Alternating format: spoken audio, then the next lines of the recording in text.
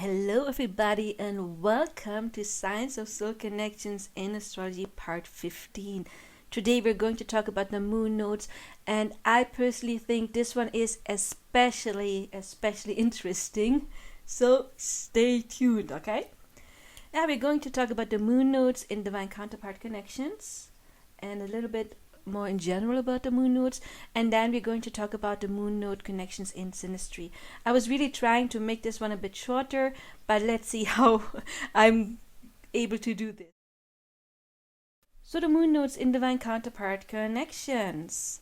The moon nodes in astrology are also known as the dragon's head and dragon's tail. And a little fun fact, I know many of you think that this comes from Vedic astrology. I think Vedic astrology is the more Eastern based astrology. That may be. However, I personally study literature at the university, and I focused on German medieval literature. In that area, I focused onto the niche of astrology and magic in medieval German literature. So I know for a fact that even in medieval German literature, we talk about the dragon's head and dragon's tail. So that is nothing that comes originally from Vedic astrology. Maybe they say that too, but we do have text, medieval text, European text, where this is also a factor, but also this is not coming from the Far East. The text from medieval German literature, about magic and astrology, they most likely come from the Arabian countries. This is where we come from. Also a little bit from Italy, Turin, that was very much influenced by the Arabian countries. So this is most likely where this is coming from. But even in the medieval times, we were talking about the dragon's head and dragon's tail. The north node is the dragon's head, of course, and the south node is the dragon's tail. They are also known to show one's karma and dharma. They show where you are coming from, which is karma. It's talking about past lives and your early childhood. And we're going to, so you could say, about your destiny. And the lesson is to master what you brought into your life, which is the south node, and to take that into your future, which is the north node placement. And it is important to check the sign and the house, because the north nodes, they stay in one sign for about 1.5 years, which means everyone within those 1.5 years that was born into the same time as you were, and by time I mean that time span of 1.5 years, would have the same zodiac placement. Of course, there is something like a little bit more general, people who are born into that specific time frame have a similar destiny or dharma, you could say, but it is important to combine that with the house, because there's 12 zodiac signs and 12 houses. 12 times 12 can bring 144 different combinations instead of only 12. And to give you a little bit more information about that, you give an example of my personal south node placement, and that is in Capricorn and the 8th house. This means that my childhood was very much, you could say, tinted by those energy, Capricorn and the south and the 8th house. The 8th house is the house of Scorpio. It's the occult knowledge. Also, it could be other people's money. It is death and rebirth, all of that. So having that placement could hint that early death could be a topic in your early childhood, but also other people's money could say that you have a natural instinct on being a perfect banker or stockbroker and dealing with other people's money to make fortune. For me, that is not, of course, so much what I do. But the 8th house is the house of occult knowledge. So people who were born with the south node in the 8th house are born with this instinct to connect to the divine. They have this occult knowledge. I personally resonate with the soul archetype of the wise ones. It's those souls that come into this earth and they automatically start doing their research, and they start to connect to spirit at a very young age. They start doing research on spirituality, even in childhood, you could say. And I started my journey very, very young. But at the same time, it is connected to Capricorn energy, which is the overachiever. It's the one who's very determined to learn that But also it shows you about how was your childhood displacement. So for me, yeah, 8th house and Capricorn, not necessarily the sign of the most happy childhood, you could say. But anyway, you learn the lessons you take from that displacement. And for me, it was about having the occult knowledge, and then you take that into your North Node placement. For me, it is, of course, the polar opposite. The opposite of the 8th house would be the 2nd house, and the opposite of Capricorn is Cancer. Cancer is very nurturing. It is being very protective of those you love. It is very intuitive since it is connected to the moon.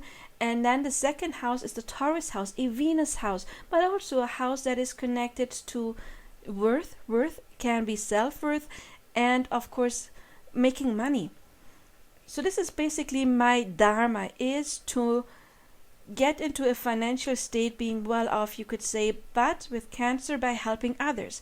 Now I take what I learned in the 8th house, South Node placement, you could say, I brought this occult knowledge, and also with Scorpio and the Capricorn, all the difficulties there have been, and you take that knowledge, and now you bring that, you learn to master that, and then you bring that into your future, into your dharma, your North Node connections.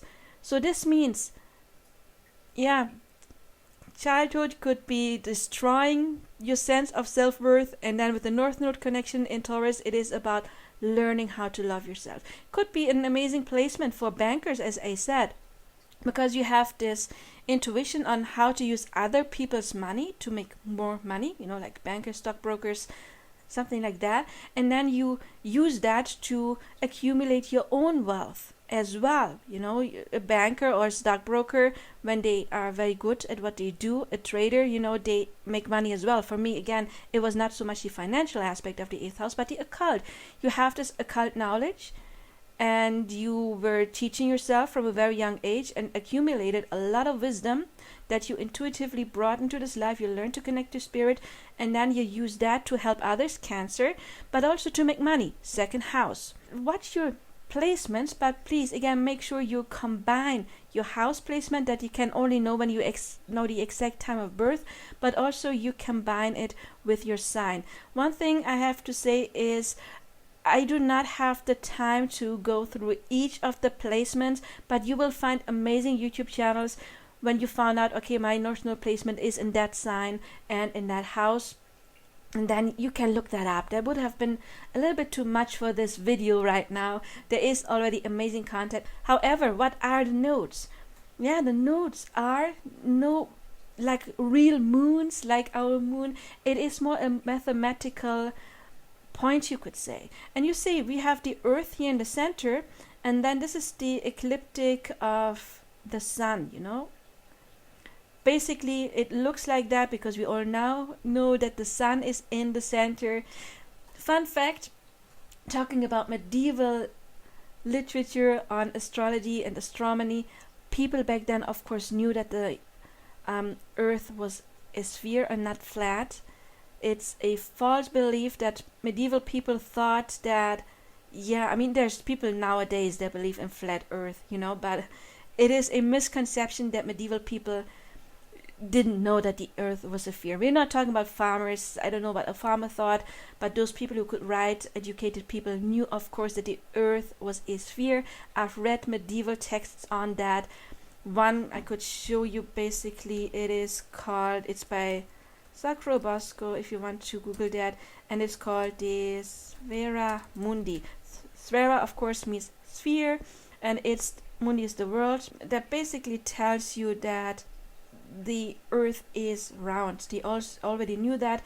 It is based on ancient Greek philosophy, which means that knowledge, it goes back for more than 2,000 years. But anyway, what people back then didn't know is that it's not the Earth that is in the center. They thought, of course, it was the center and the sun was going around the Earth.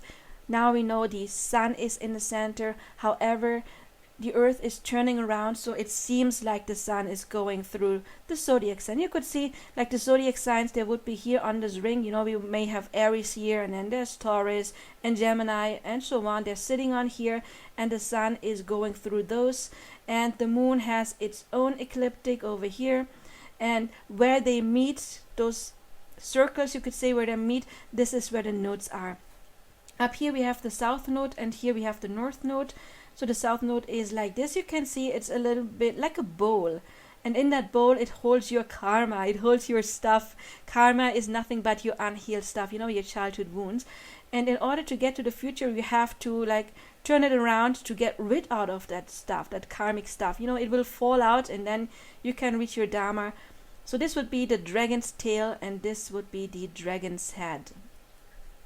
So the nodes, they stay in one sign for about 1.5 years, which means that it takes about 18.5 years to go through the entire zodiac sign. Okay. When the natal nodes meet the transit nodes, natal is your birth chart.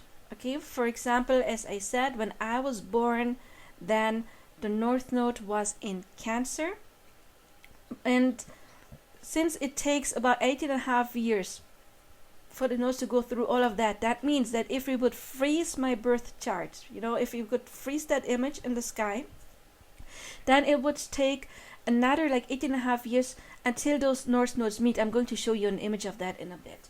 So that is called natal return, the node return. So the natal node is my personal birth chart, your personal birth chart, where was it when you were born, and transit is what is happening in the skies right now or to a specific date. So the node return, this will happen when you are approximately 18 years old, 37, 55 or 74, because as we said, every about 18 plus 18.5 years that happens. I also wanted to talk a little bit about what does happen when the nodes transit. You know, the transiting nodes, as I just said, are the ones that are in the sky, and your natal nodes are your personal ones. And there is this page, let's just read it from, and there is this page, I'm just going to make this simple and read it from here. You see horoscope, love2know.com, and transiting nodes to natal nodes. When the transiting nodes conjunct, square or reverse their natal positions, you may feel fate has come calling. Node-to-node transits propel you toward your purpose in life and challenge you to recognize the qualities and limitations of the south nodes. These are often times when you meet individuals who change your life or have some other type of life-changing experience. And I'm going to talk about this with my personal example for a bit. If you want to skip that personal example bit that is coming up, then check the timestamps and then you can jump right ahead to the next chapter. But I'm giving an example with my own twin flame journey. What happened when I met important people in my life. As you see here, when transiting nodes meet natal nodes, you can meet individuals that change your life or you have some life-changing experience, and this is absolutely what happened to me. So nodal returns. A nodal return is when the transiting north node conjuncts your natal nodes. I'm going to explain this in my personal experience. Everyone has a nodal returns at ages approximately 18, 37, 55, 74, and so on, so every 18.5 years. And these are often considered a date with destiny. Your life's calling or purpose is illuminated. They can be fated encounters, a feeling of deja vu, and you begin to move in the direction of your north node placement. Absolutely, this was very important for me, especially since my personal journey is very much connected to being a spiritual teacher, as I will explain in my personal example. So if you're interested, stay tuned. So if we have nodal squares, we're going to talk about that as well. The transiting north node squares your natal placement at ages 4, 13, 23, 32, 41, 51, and 60, 69, etc. So this obviously happens twice as often as the conjunctions, because a conjunction can only happen every 19 years, but during that time there can be squares twice. Okay. These ages are years when you feel pulled in different directions. You're at a crossroads. Do you stay with what's familiar and secure, or do you take a leap of faith? And I'm talking about this one nodal square connected to my twin flame connection as well. So the nodal opposition The translating north node opposes your natal north node at ages 9, 27, this has happened to me at 27, yes, 46, 65, and 83, etc. These are ages life can be turned upside down as the past meets the present. We can gain closure on the past or retreat into the same old life. If by trial and error you've developed your north node, these can be the years when you'll discover the gifts and talents of your south node placements and those in attaining your north node's calling. To me, this was connected to meeting my split twin flame when we had these connections. This was when I was awakened to the connections at the exact conjunction between the north node and the south nodes.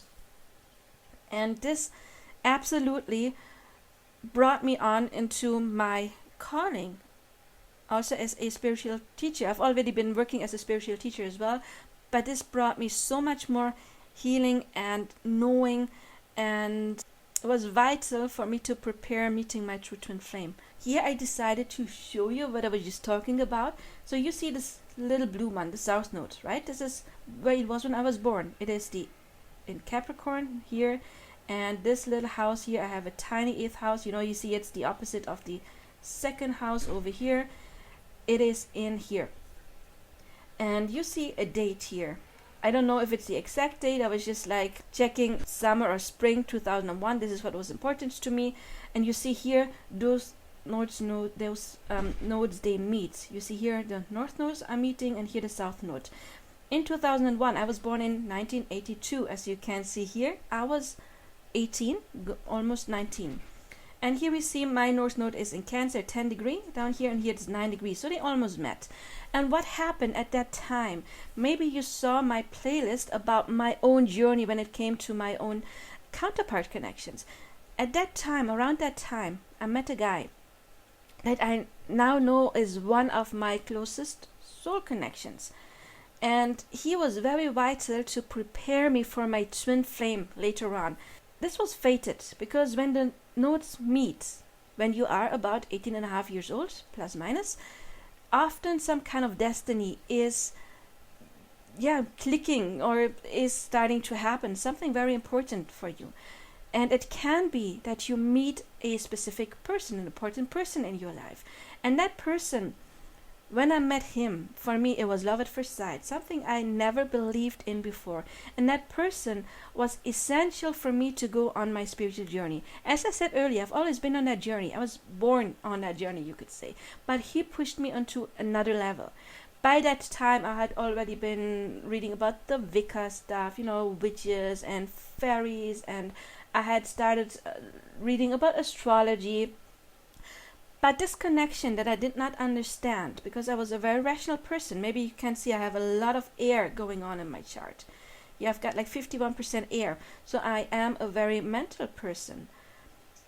And I did not believe in soul connections, even though I already believed in many things. I could sense dead people, for example, spirits. That has always been a part of my life. However, when this person came and he awakened something in me, I started really doing research. I wanted to understand this connection. So I started meditating. When I was like 21, I really started meditating. Around that time, shortly after I met him, I started doing tarot card reading. So my spirituality, it really took off when I met him. And he was very vital for this connection.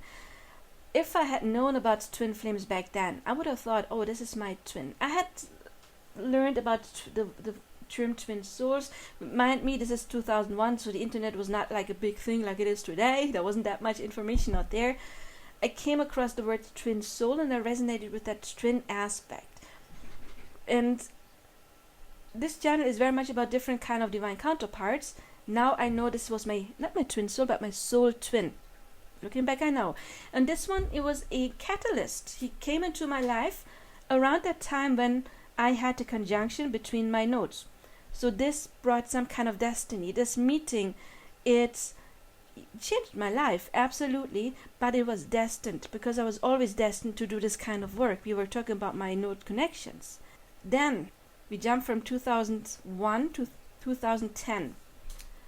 By that, I had overcome that person. It took me a while. Again, if you want to learn about my journey, I have a playlist just on that.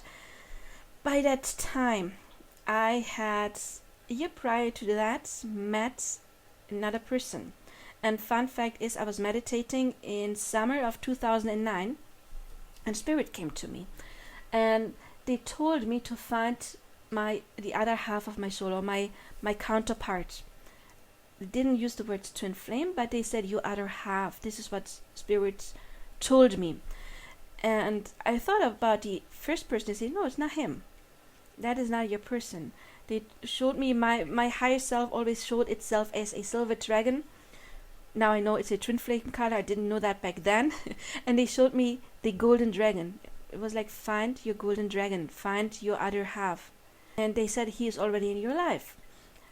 Shortly after that, I met this person. It was like weeks later, so he was energetically already kind of in my life.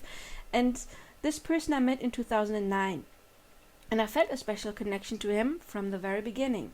Thing is, he was 6 years younger than me. By that age, I was 27. Actually, I was 26. My 27th birthday was coming up. He was too young for me. I liked him, but I was not over. I had met another guy prior to that. It was like one of those, you can say, karmic connections, painful connections. I had not healed that yet.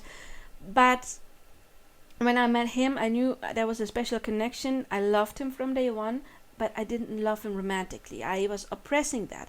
I noticed that those feelings were coming, or that I started to think about him all the time a while after we met, and I oppressed it. Then I felt that he was starting to have feelings for me, and I oppressed them. You could say, when we talk about twin flames, the runner chaser, I was the runner, and he was the one. I felt him falling in love with me, and it was too much for me. However, 1 year later, all of a sudden, and it was really around that specific date, it was in that week, I don't know the specific day of the week, but in that week of July 2nd, I realized that I did love him. All of a sudden, it just washed over me, and I was not happy about that, because I had oppressed those feelings, and I thought, no, I just like him. He's too young. I don't like him that way. And that is when I realized, and this triggered another ascension journey for me. The healing journey. Again, I did an entire video on that. And what you see here is the North Node and the South Node connecting. And that also can happen when an important person enters into our life. And he did around that time. And that triggered for me the twin flame journey. The running, chasing, the healing, and all of that. That journey was going on for many years, you could say, till 2018. I met him in 2009, we're here in 2010, and in 2018 I met my true twin flame, and now I knew that here's my split twin flame.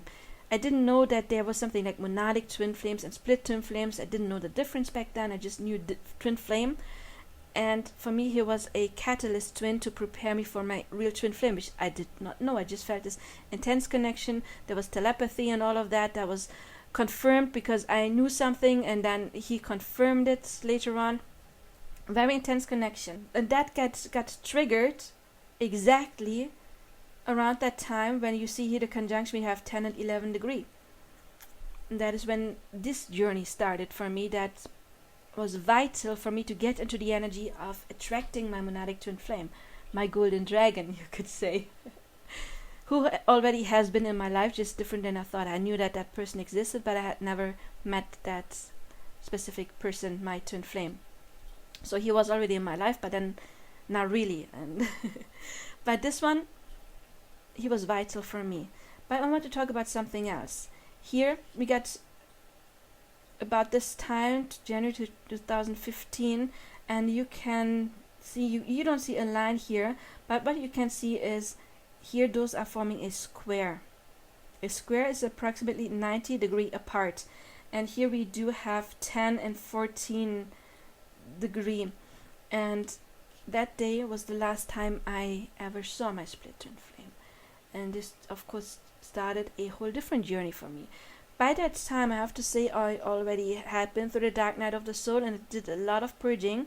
2013-14 were hell. I cannot put it into a different word. It was hell. 2014, not so much anymore. But here we do have a square. Square means this connection back then kind of like ended. It was the very last time I saw him. It took me like 3 more years. During that time, in those 3 years, I stepped into trusting in this connection. I stepped into letting go. I stepped into my divine feminine energy, and out of the distorted into the divine feminine energy, which of course then made it possible for my monadic twin flame to come. My monadic twin flame, when he came into my life in 2000, this was 2010, he came 18, so 8 years apart. By that time my nodes did not meet. However, the first meeting I immediately knew it was a soul connections. I immediately knew that. Didn't know twin flame by then because I thought that this other person I was talking about was my twin flame, and I was confused why my connection to this person was even stronger. It took me like half a year to figure it out. But again, I'm talking in depth about this in the playlist. I have an entire video on that. But what happened on that day? I knew the exact day I met my twin flame. The transit sun was on my north node, and I had a Venus, my natal Venus was conjuncting the transit Venus. That was what was happening that specific day. The real journey for me started in 2018, and I met him in the summer. It was more like understand, okay, there's something weird going on, and healing started. But understanding what I was dealing with, and then the ascension for me started in 2019, and this is when my north nodes met. And the second time I ever met my monadic twin flame was about 1 year later, after the first time we encountered. And we looked into each other's eye and had the awakening and Kundalini awakening and all of that. He is 19 years older than me, which means his north node is just like mine, also in Cancer. The second time we ever met, his nodes were in conjunction. His north nodes were in conjunction, so he had his third natal return. Remember, the first one is with 19, and then we have one with about 37. I was 36 when I met him, and then we have one with 55. So I was really on this ascension journey when my north nodes met, when I had this natal return, node return, I mean. So if you already get some value out of this content, then don't forget to like, subscribe, hit the bell icon, check out the other videos of this playlist, and we are now about to talk about the node connections in split twin flame or high level soul connections. If you're interested in personal coaching or your own analysis, you can contact me, and I will give you something similar to what I did with the celebrity videos.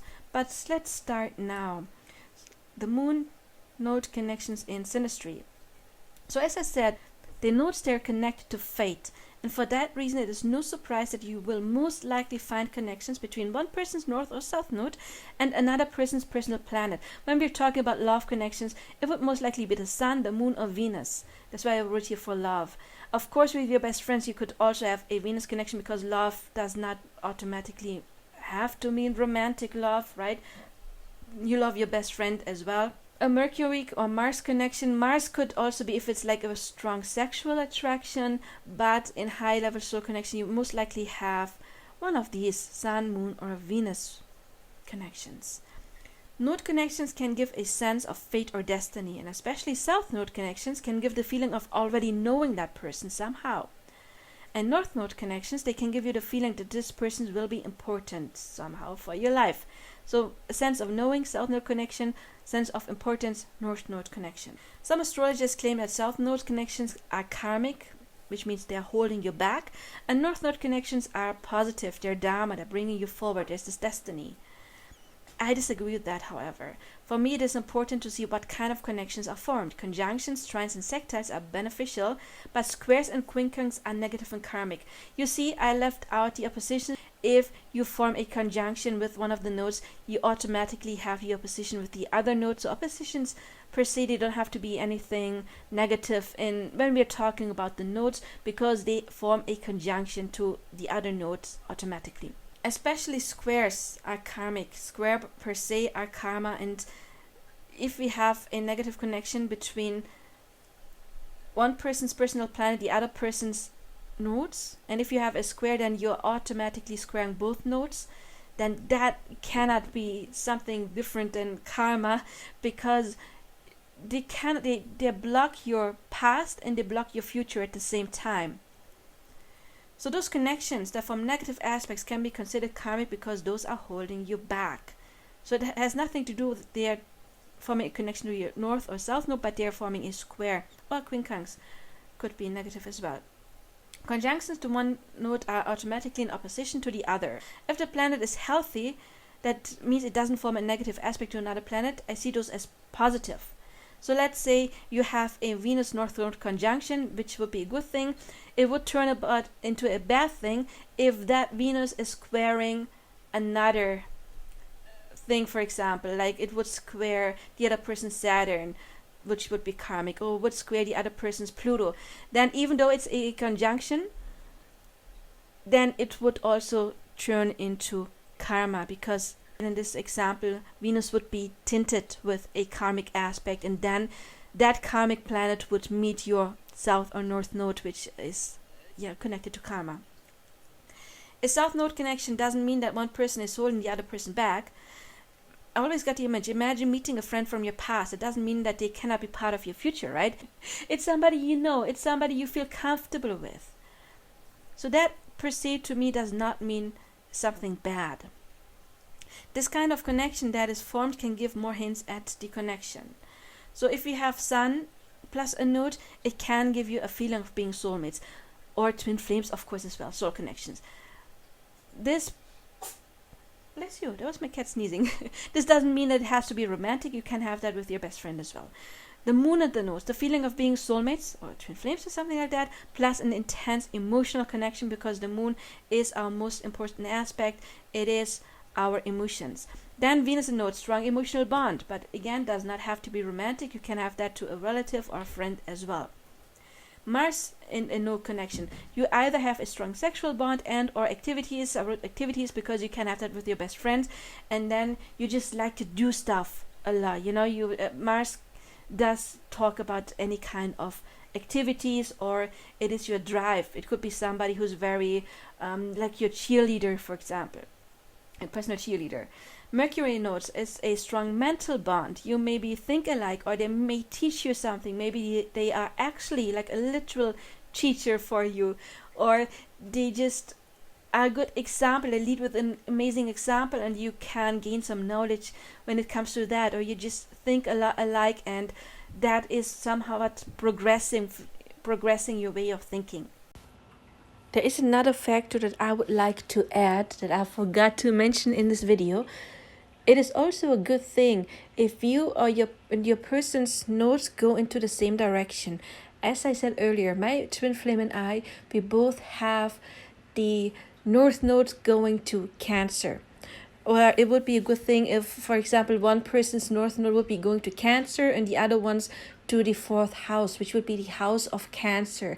That already implies that you're going into a similar direction, because both nodes would be loaded with Cancer energy. One with the energy of the zodiac sign, Cancer, the other one with the energy of the house of Cancer. Another good thing could be, like trining energy. If both of you have energy going into a water sign. Another good thing could, for example, be that if one of you has, let's talk about Cancer as well. Like, let's say, for example, I have my north node going to Cancer, and my twin flame would have the south node in Cancer, and the north node then going to Capricorn. If I'm not mistaken, that is something that I saw in the analysis of Machine Gun Kelly and Megan Fox. I believe they have that going on, and that means that one person wants to learn something. One person comes from Cancer energy and wants to learn more about Capricorn energy, and the other person already knows Capricorn energy and wants to learn about Cancer energy. So when they meet, of course, they are good teachers for each other, because both already intuitively know what the other seeks.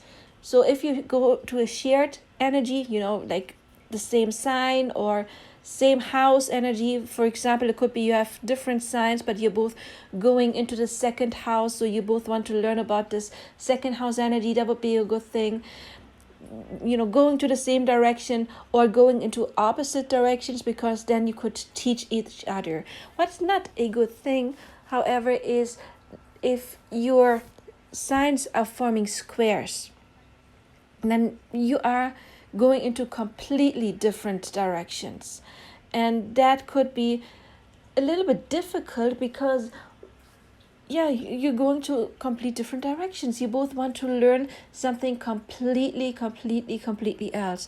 However, when you have other amazing stuff in your chart, you have amazing stuff in your synastry, that is still something you can make work. But of course, it is always better if you're going into opposite energies, or if you're going into energy that is the same, like the same sign, same house, or similar, going into the same elements. Or another thing could be, let's say one person is going to a water element and the other one is coming from a water element. Then it is not per se the same sign, but still one person wants to learn more about one element and the other one already knows, and then they can help each other grow and teach each other about that specific element. So that is also something to look at. What is your energy when it comes to your north node and your house and sign, and what is your person's house and sign? Are they a good match because there is some similarity, or opposite, or is it like a complete mismatch? Look at that as well.